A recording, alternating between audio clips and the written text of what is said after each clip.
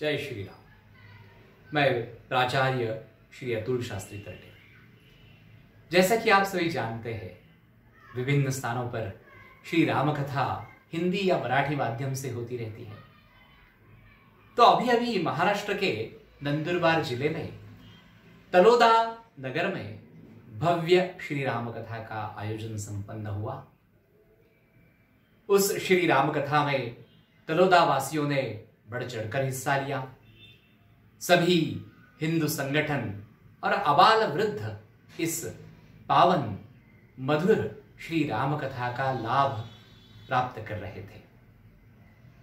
और जैसे हमने सुना होगा कि जहां पर श्री राम कथा होती है वहां पर प्रभु का अधिष्ठान बिल्कुल होता ही है।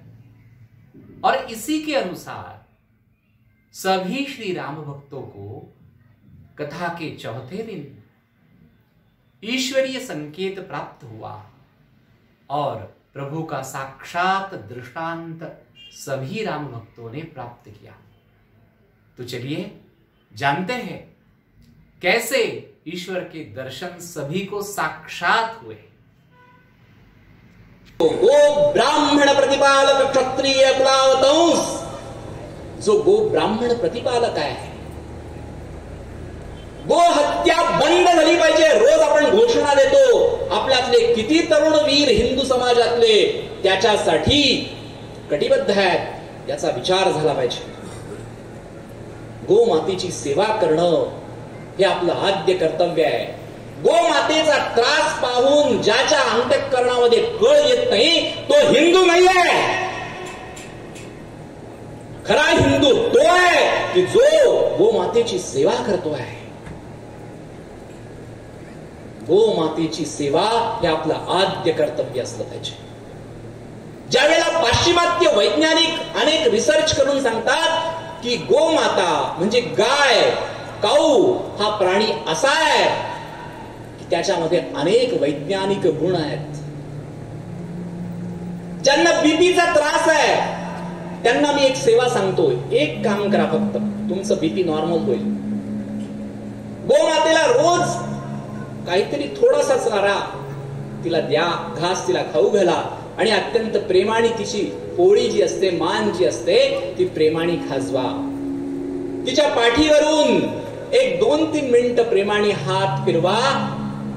हे विज्ञानाने सिद्ध केलंय, तुमचं बीपी नॉर्मल होईल।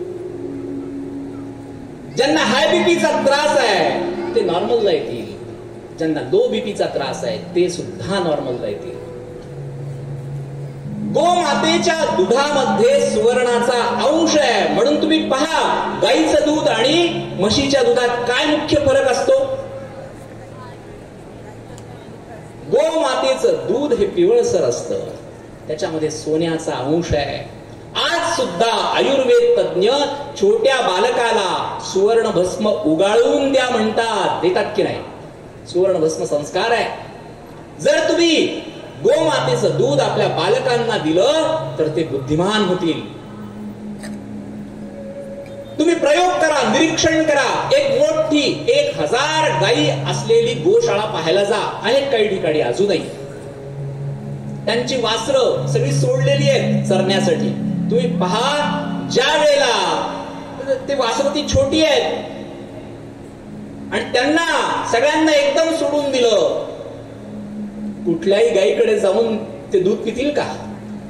1000 गायींमध्ये सुद्धा ते छोटस वासरू आपल्याच आईला शोधतं। आणि तेच म्हशीचं बघा, फरक तुमच्या लक्षात येईल। अत्यंत बुद्धिमान प्राणी आहे आणि तिचे सगळे गुण तिच्या दुधात आहेत, तिच्या शेणात आहेत, तिच्या गोमूत्रात आहेत। केवळ तिला 3 प्रदक्षिणा घाला। गोमाता हा असा प्राणी आहे की तो ओझोन देतो। माता भगिनींना दर महिन्याला मासिक धर्मामध्ये 3 दिवस त्रास होत असतो, त्यांना जो लाभ तुळशीला 3 प्रदक्षिणा मारण्यातून अत्यंत शुद्ध ऑक्सिजनचा लाभ जो मिळतो, तोच लाभ गोमातेला प्रदक्षिणा मारल्याने मिळतो। ज्यांना शक्य आहे, जवळपास गोमाता आहे, दारी रोज गोमाता येत असेल, तर तिला मारू नका, तिला हाकलू नका, आधी तिला 2 घास द्या, तिचं दर्शन घ्या, तिच्या सानिध्यात म्हणजे तिला प्रदक्षिणा मारा, तिचा ओझोन तुम्हाला मिळेल, तुमचं हिमोग्लोबिन कमी होणार नाही. या हवेतल्या गप्पा नाही, या रिसर्च पेपर मधून सिद्ध झालेल्या गोष्टी सांगतोय. म्हणून वंदे गोमातरम घोषणा द्यायची आहे. वंदे गोमातरम, वंदे गोमातरम. आली गोमाता बघा बाहेर, सिद्ध आहे.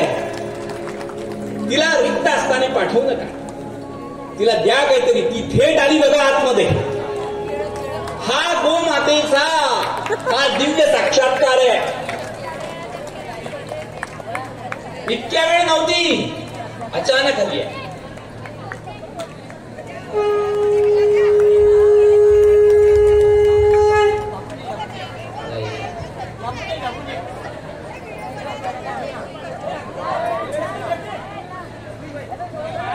तिला द्या, 2 केळी द्या तिला खायला, ती आनंदाने परत जाईल.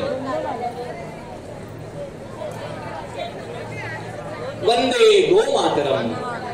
भारत माता की, भारत माता की.